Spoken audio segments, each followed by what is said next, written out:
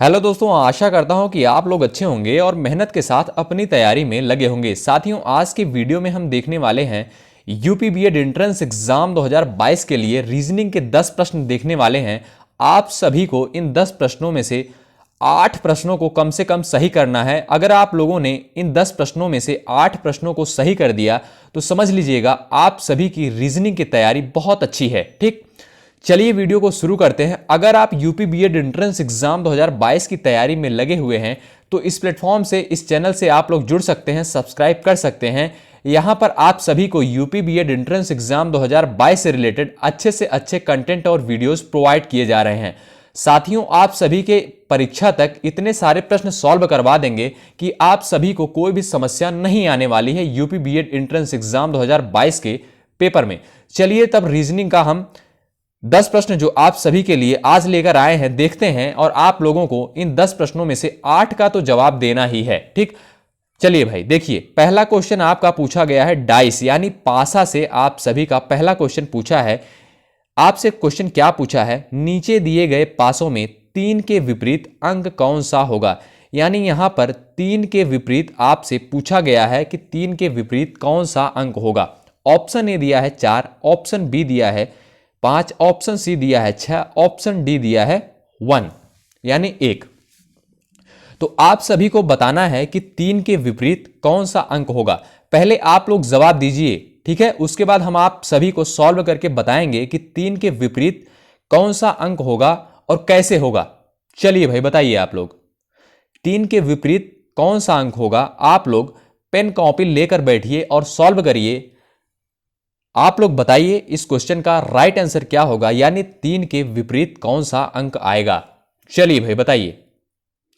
यह क्वेश्चन आपका dice chapter से पूछा गया है, यानी पासा, जिसे हम हिंदी में पासा कहते हैं। चलिए भाई बताइए, चलिए बताइए। तो ध्यान दीजिएगा, अब हम सॉल्व करके बताते हैं आप सभी को इस क्वेश्चन का राइट आंसर क्या होगा और कैसे होगा। तो ध्यान दीजिएगा साथियों, यहां पर दिया है पहले पासे में। यहां पर देखिएगा एक पासे की 2 स्थितियां दी गई हैं। पहले पासे में दिया गया है नंबर 2, 3, 5। उसके बाद दूसरे पासे में आपका दिया है 6, 2, 4।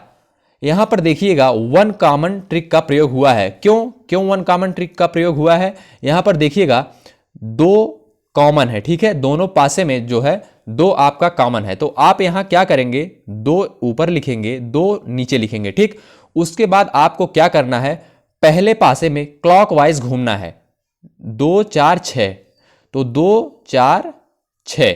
उसके बाद एक बात का आप लोगों को ध्यान रखना है, अगर आपने पहले पासे में अगर आपने पहले पासे में जो है क्लॉकवाइज घूमे हैं तो आप सभी को क्या करना है, जो दूसरे पासे में भी आप सभी को क्लॉकवाइज घूमना पड़ेगा, ठीक। उसके बाद यहां से 2, 3, 5 हो जाएगा अगर आप दूसरे पासे में क्लॉकवाइज घूमते हैं।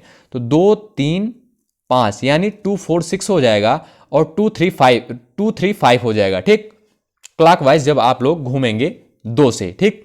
उसके बाद जो है 6 के विपरीत 5 हो जाएगा आपका, 4 के विपरीत 3 हो जाएगा और 2 के विपरीत क्या होगा, तो 2 के विपरीत जो होगा आपका 1 होगा, क्योंकि 1 आपका बचता है, ठीक। यहां पर 1 जो है आपका नहीं दिख रहा है, तो 1 के जो 2 के विपरीत होगा वह आपका 1 हो जाएगा, ठीक। अब आपसे क्वेश्चन क्या पूछा है, 3 के विपरीत कौन सा अंक होगा। तो ध्यान दीजिएगा, 3 के विपरीत जो होगा आपका 4 होगा। ऑप्शन ए आपका राइट होगा, ठीक। समझ में आया ना? अगर समझ में नहीं आए तो आप लोग कमेंट करिएगा, ठीक।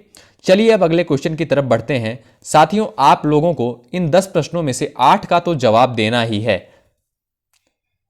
चलिए भाई अगला क्वेश्चन देखते हैं। अगला क्वेश्चन आपका पूछा गया है वेन डायग्राम चैप्टर से। रीजनिंग का एक बहुत ही महत्वपूर्ण चैप्टर है वेन डायग्राम। यहां से आप सभी के एग्जाम में क्वेश्चन पूछे जाते हैं। वेन डायग्राम को कहते हैं वेन आरेख, ठीक। चलिए भाई, ये क्वेश्चन आपसे पूछा है। अब देखिएगा इसमें क्या पूछा है, दिए गए आरेख में से सही आरेख चुनें। आप सभी को इसमें से जो है सही आरेख को चुनना है। अब आपसे क्या पूछा गया है, फल, सब्जी, सेब। तो बताइएगा आप लोग इसमें से कौन सा आरेख सही संबंध स्थापित कर रहा है। यानी यहां पर जो वेन आरेख 4 दिए गए हैं इसमें से कौन सा संबंध सही स्थापित कर रहा है, यही आप सभी को बताना है फल सब्जी सेब का।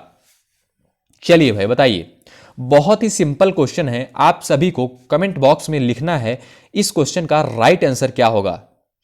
साथियों, ऐसे ही क्वेश्चन आप सभी के एग्जाम में पूछे जाते हैं। चलिए भाई, अगर आप यूपी बीएड एंट्रेंस एग्जाम 2022 की तैयारी में लगे हुए हैं तो आप लोग इस प्लेटफॉर्म से, इस चैनल से जुड़ सकते हैं, सब्सक्राइब कर सकते हैं। आप सभी के एग्जाम तक हम आप सभी के लिए हर टॉपिक से बेहतर और अच्छे से अच्छे क्वेश्चंस आप सभी को सॉल्व करवाएंगे। वो चाहे जीके हुआ, रीजनिंग हुआ, कोई भी टॉपिक हुआ, हम आप सभी के लिए बेहतर से बेहतर वीडियो लाने का प्रयास करेंगे।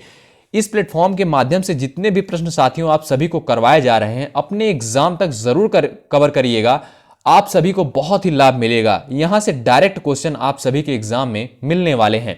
तो बताइएगा, फल सब्जी सेब, इसमें कौन सा वेन आरेख सही संबंध स्थापित कर रहा है? चलिए भाई बताइए। तो ध्यान दीजिएगा, यहां पर जो हो गया आपका फल, सेब, सब्जी, तो जो है सेब आपका जो है फल के अंतर्गत आता है और सब्जी आपका जो है अलग है। ठीक है, सेब जो है आपका फल के अंतर्गत आता है और सब्जी जो है आपका यह एक अलग है। ठीक, तो यहां पर देखिएगा ऑप्शन डी आपका राइट होगा। इस क्वेश्चन का ऑप्शन डी आपका करेक्ट होगा। बहुत ही सिंपल क्वेश्चन था। ठीक, अगला क्वेश्चन क्या है, ध्यान दीजिएगा, यहां पर क्या पूछा है साथियों, ध्यान दीजिएगा, प्रयागराज, ध्यान दीजिएगा, प्रयागराज को अगर 28 लिखा जाता है और वाराणसी को 25 लिखा जाता है, यानी 25, तो LOCKNOW, यहां पर LUCKNOW होगा। लखनऊ को क्या लिखा जाएगा?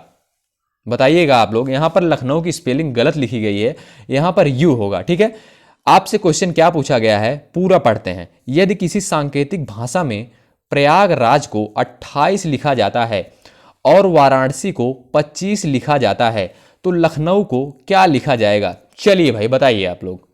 बहुत ही सिंपल क्वेश्चन है, आप लोग कमेंट बॉक्स में लिखिए इस क्वेश्चन का राइट आंसर क्या होगा। अगर प्रयागराज को 28 लिखते हैं, वाराणसी को 25 लिखते हैं तो लखनऊ को क्या लिखेंगे? चलिए बताइए, बताइएगा इस क्वेश्चन का राइट आंसर क्या होगा? बताइए भाई, बताइएगा इस क्वेश्चन का राइट आंसर क्या होगा?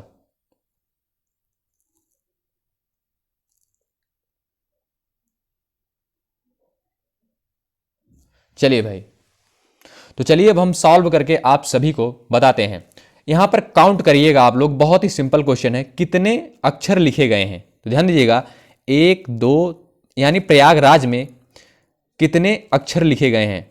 1 2 3 4 5 6 7 8 9, 9 लेटर से आपका प्रयागराज लिखा गया है। ठीक है, अब 9 से 9 इंटू 3 करेंगे, यानी 9 गुणे 3 करोगे आप लोग तो 9 त्रिक 27 हो जाएगा, और 27 प्लस 1 करोगे आप तो 28 हो जाएगा। ठीक, तो यहां पर जो है 28 इस तरीके से लिखा गया है, यानी 9 अक्षर लिखे गए हैं, 9 गुणे 3 करोगे 9 त्रिक 27 हो जाएगा, प्लस 1 कर दोगे 28 आ जाएगा। ठीक है, उसके बाद ऐसे ही वाराणसी को जो है, वाराणसी में कितने अक्षर हैं? 2 2 4 2 6 2 8, 8 अक्षर दिए गए हैं। अब 8 गुणे 3 करोगे आप, 8 त्रिक 24 हो जाएगा, प्लस 1 ऐड करोगे तो 25 हो जाएगा। 8 त्रिक 24 एक 25 हो जाएगा। ठीक, अब लखनऊ की बात करें, लखनऊ में कितने अक्षर लिखे गए हैं? ध्यान दीजिएगा, 2 2 4 2 6 1 7, 7 अक्षर है ना, 2 2 4 2 6 1 7, 7 अक्षर लिखे गए हैं। अब 7 गुणे 3 करोगे आप, 7 त्रिक 21 हो जाएगा,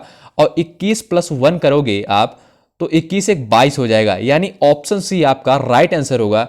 जिस प्रकार से 1 प्रयागराज में जो है 9 त्रिक 27 प्लस 1 ऐड किया गया है, उसी प्रकार से आपका लखनऊ में 2 2 4 2 6 1 7, 7 त्रिक 21, 21 प्लस 1 ऐड करोगे आप तो 22 हो जाएगा। ठीक, इस क्वेश्चन का राइट आंसर होगा ऑप्शन सी। चलिए भाई, अगला क्वेश्चन देखते हैं और आप लोग बताइएगा इस क्वेश्चन का राइट आंसर क्या होगा।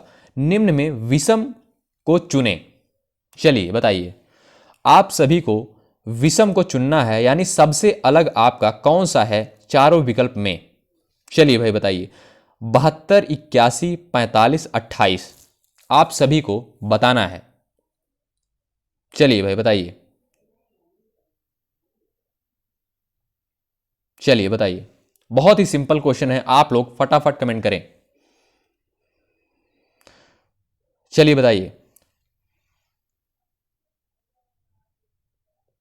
चलिए अब हम आप सभी को सॉल्व करके बताते हैं। तो ध्यान दीजिएगा, यहां पर सॉल्व क्या करना है, बस थोड़ा सा दिमाग का खेल है। आप लोग देखिएगा 72, 81, 45, 28 दिया गया है, ठीक है। उसके बाद देखेंगे आप लोग 72, 81, 45 9 से आपका विभाज्य है, ठीक है। 9 8 72 होता है, 9 9 81 होता है और 9 5 45 होता है, ठीक। उसके बाद जो है 28 जो है आपका 9 से विभाज्य नहीं है, इसलिए आपका ऑप्शन डी करेक्ट होगा। विषम चुनना है, यानी आपका 28 जो है यहां पर सबसे अलग लिखा गया है। अलग का मतलब यह हुआ कि 9 से विभाज्य नहीं है, इसलिए आपका ऑप्शन डी जो है करेक्ट होगा। चलिए अगला क्वेश्चन देखते हैं। अगला क्वेश्चन आपसे क्या पूछा है, निम्नलिखित विकल्पों में से उस शब्द को चुनिए जो दिए गए शब्द के अक्षरों का प्रयोग करके नहीं बनाया जा सकता है। क्वेश्चन क्या पूछा है, निम्नलिखित विकल्पों में से उस शब्द को चुनिए जो दिए गए शब्द के अक्षरों का प्रयोग करके नहीं बनाया जा सकता है। यहां पर देखिएगा एक शब्द दिया गया है आपका, क्या लिखा गया है, इम्पैशनेबल, इम्पैशनेबल लिखा गया है, ठीक। उसके बाद जो है आप सभी को बताना है, यहां पर जो आपके 4 शब्द दिए गए हैं, ऑप्शन ए में, ऑप्शन बी में, ऑप्शन सी में, ऑप्शन डी में, आप सभी को बताना है इसमें से कौन सा शब्द जो है इस अक्षर से मिलकर नहीं बना है, ठीक है। आप सभी को यही बताना है, विषम चुनना है। निम्नलिखित विकल्पों में से उस शब्द को चुनिए जो दिए गए शब्द के अक्षरों का प्रयोग करके नहीं बनाया गया है। यानी यहां पर जितने अक्षर आप सभी के दिए गए हैं इम्पैशनेबल में, इससे कौन सा अक्षर नहीं बना है वही आप सभी को बताना है। चलिए भाई बताइए इस क्वेश्चन का राइट आंसर क्या होगा। चलिए बताइए, बहुत ही सिंपल क्वेश्चन है। तो ध्यान दीजिएगा, इम्पैशनेबल यहां पर देखिएगा, आप लोग ध्यान देंगे तो यहां पर वी कहीं है, वी कहीं नहीं लिखा गया। तो इसमें इस ऑप्शन में आप देखेंगे ऑप्शन सी में वी लिखा गया है, ठीक। तो इसलिए आपका जो है ऑप्शन सी जो है करेक्ट होगा, क्योंकि इम्पैसिव जो है आपका नहीं बनाया जा सकता, क्योंकि यहां पर वी कहीं नहीं लिखा गया है इम्पैशनेबल में, ठीक। तो ऑप्शन सी आपका करेक्ट होगा। अगला क्वेश्चन क्या पूछा है, ध्यान दीजिएगा। अगला क्वेश्चन है, किसी निश्चित कूट भाषा में बैट को YZG लिखा जाता है, तो उसी कूट भाषा में सिक को कैसे लिखा जाएगा। चलिए भाई बताइए, आप लोग बताएं इस क्वेश्चन का राइट आंसर क्या होगा। बैट को जो है YZG लिखा जाता है, उसी प्रकार उसी कूट भाषा में सिक को क्या लिखा जाएगा। चलिए बताइए, इस क्वेश्चन का राइट आंसर क्या होगा, बताएं आप लोग। तो ध्यान दीजिएगा साथियों, यहां पर जो है हर लेटर का अपोजिट लेटर लिखा गया है, यानी बी का अपोजिट लेटर लिखा गया है, ए का अपोजिट लेटर लिखा गया है, डी का अपोजिट लेटर लिखा गया है, ठीक। यहां पर बी का अपोजिट जो होगा वाई होगा, ए का अपोजिट जो होगा जेड होगा, टी का अपोजिट जो होगा जी होगा। अब यहां पर उसी प्रकार उसी कूट भाषा में इसको भी लिखना है। तो SICK अगर आप अपोजिट लेटर निकालोगे, अगर आपको अपोजिट लेटर नहीं निकालना आता तो आप लोग बताइएगा, कमेंट करिएगा, हम आप सभी को बताने का प्रयास करेंगे, ठीक। उसके बाद SICK अगर आप इसका अपोजिट लेटर निकालोगे तो आपका HRXP होगा। HRXP आपके ऑप्शन सी में दिया गया है, यानी ऑप्शन सी आपका करेक्ट होगा, ठीक। अगला क्वेश्चन क्या है, ध्यान दीजिएगा। यदि किसी निश्चित कोड में डाटर को यह लिखा जाता है तो उसी कोड में एप्टीट्यूड को कैसे लिखा जाएगा। चलिए भाई बताइए, डाटर को अगर इस तरीके से लिखा जाता है तो उसी कोड में एप्टीट्यूड को क्या लिखा जाएगा। चलिए बताइए, इस क्वेश्चन का राइट आंसर क्या होगा? आप सभी को यही बताना है।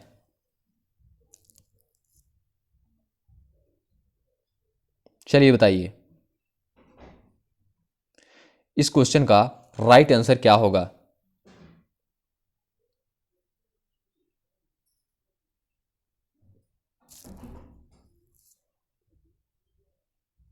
चलिए भाई बताइए। तो ध्यान दीजिएगा, यहां पर जो है आपका TER, आप लोग ध्यान दोगे यहां पर TER यहां पर लास्ट में लिखा गया है, तो TER यहां पर आपका पहले कर दिया गया है, और DAUGH यहां पर आपका देखिएगा DAUGH, इसको बस उलट दिया गया है। ठीक है, यहां से आपका उलट दिया गया है, DAUGH को लास्ट में कर दिया गया है और TER को पहले कर दिया गया है। उसी प्रकार से आपको एप्टीट्यूड में करना है। ठीक, उसी प्रकार से आप अगर एप्टीट्यूड में भी करोगे तो आप लोग पाओगे UDE। ध्यान दीजिएगा, UDE आप पहले लिखोगे, उसके बाद APTIT, आपका जो है ऑप्शन बी आपका राइट हो जाएगा, यानी UDEAPTIT, यानी ऑप्शन बी आपका इस क्वेश्चन का राइट आंसर हो जाएगा। ठीक, उसके बाद अगला क्वेश्चन देखते हैं। ध्यान दीजिएगा, पिक को इस तरीके से लिखा जाता है, तो उसी कूट भाषा में फ्लैट को किस प्रकार लिखा जाएगा? चलिए भाई बताइए। बहुत ही सिंपल क्वेश्चन है, आप सभी को बताना है इस क्वेश्चन का राइट आंसर क्या होगा। चलिए भाई बताइए। चलिए बताइए, इस क्वेश्चन का राइट आंसर क्या होगा? यहां पर देखिएगा साथियों, यहां पर कुछ नहीं किया गया है, बस यहां पर देखिएगा पी के पहले क्या आता है, पी की पहले ओ आएगा, उसके बाद पी के बाद क्या आएगा, क्यू आएगा। तो यहां पर देखिएगा ओ कर दिया है, क्यू कर दिया है, उसके बाद जो है आई के पहले जो अक्षर आएगा वह लिखा गया है, उसके बाद आई के बाद जो अक्षर आएगा वह लिखा गया है। ठीक, तो इस तरीके से अगर आप फ्लैट को देखोगे तो फ्लैट जो लिखा जाएगा आपका वह लिखा जाएगा EGKMZBSU, यानी ऑप्शन ए आपका राइट आंसर होगा। आप लोग कमेंट करके बताइएगा कि आप लोगों ने इन 10 प्रश्नों में से कितने प्रश्नों को सही किया है। इसमें देखिएगा पूछा गया है लुप्त संख्या ज्ञात कीजिए। चलिए भाई बताइए, लुप्त संख्या आप सभी को बताना है। चलिए बताइए, इस क्वेश्चन का राइट आंसर क्या होगा? बहुत ही सिंपल क्वेश्चन है। चलिए भाई बताइए, बताएं फटाफट, बहुत ज़्यादा टाइम लग रहा है। आप लोग बताइएगा, अगर आप सभी को यह टेस्ट पसंद आता है तो आप लोग कमेंट करिएगा, हम आप सभी को रीजनिंग का और ढेर सारा टेस्ट प्रोवाइड करने का प्रयास करेंगे। चलिए भाई बताइए, लुप्त संख्या आप बताइए यहां पर क्या होगा, क्वेश्चन मार्क दिया गया है। चलिए हम आपको सॉल्व करके बताते हैं, ज़्यादा समय नहीं लेंगे आपका। तो ध्यान दीजिएगा, यहां पर लिखा क्या गया है, 7 चौक 28 करोगे आप, 7 × 4 यानी 7 × 4 करोगे आप, 28 हो जाएगा। उसके बाद 28 - 1 करोगे आप, क्या हो जाएगा, 27 यानी 27। इस तरीके से आपका 27 लिखा गया है। अब इसी प्रकार से 8 × 5 करोगे आप, 8 यानी 8 × 5 करोगे आप, 40 हो जाएगा। 40 - 2 करोगे आप, 38 हो जाएगा। उसके बाद इसी तरीके से 9 × 6, 9 × 6 54 हो जाएगा। 54 - 3 करोगे आप, क्या हो जाएगा, 51, यानी ऑप्शन बी आपका राइट आंसर होगा। ठीक है, अगला क्वेश्चन क्या पूछा है, यहां पर देखिएगा, आपसे पूछा है डायरेक्शन से, आप सभी से यह क्वेश्चन पूछा गया है। डायरेक्शन से आप सभी से यह क्वेश्चन पूछा गया है। ध्यान दीजिएगा, रहीम बिंदु यक्स से चला।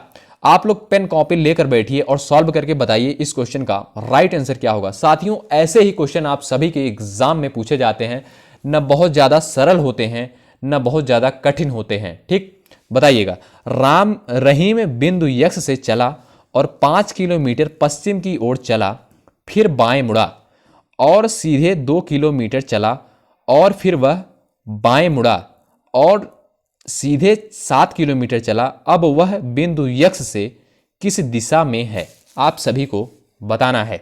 बहुत ही सिंपल क्वेश्चन है।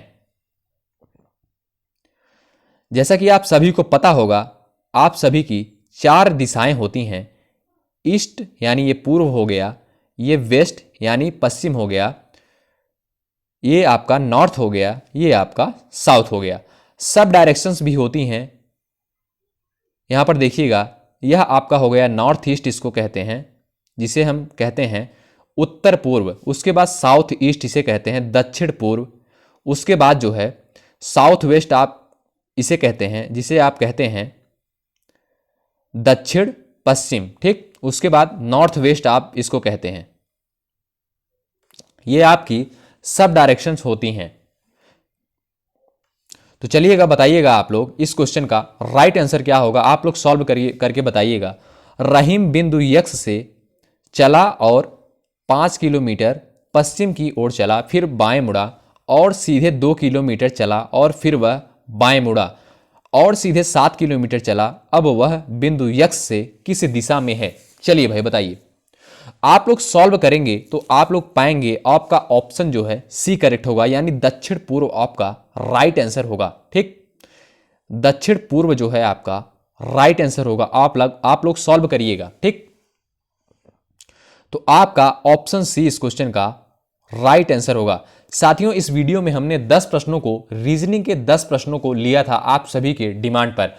आप लोग कमेंट करके बताइएगा कि आप लोगों ने इन 10 प्रश्नों में से कितने प्रश्नों को सही किया है।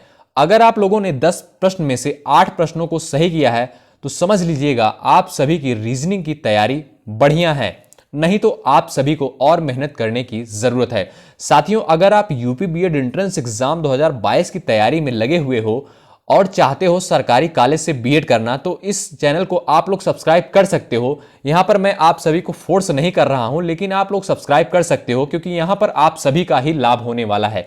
क्योंकि इस प्लेटफॉर्म के माध्यम से, इस चैनल के माध्यम से जितने भी कंटेंट और वीडियोज आप सभी को दिए जा रहे हैं, बहुत ही इंपॉर्टेंट है। आप सभी लोग कवर करिएगा। उसके बाद एग्जाम दे के जब आप लोग आइएगा, उसके बाद बताइएगा कमेंट करके कि आप लोगों ने किस तरीके से परफॉर्मेंस किया है। बहुत क्वेश्चन फंसने वाले हैं, जितने भी क्वेश्चंस आप सभी को प्रोवाइड किए जा रहे हैं।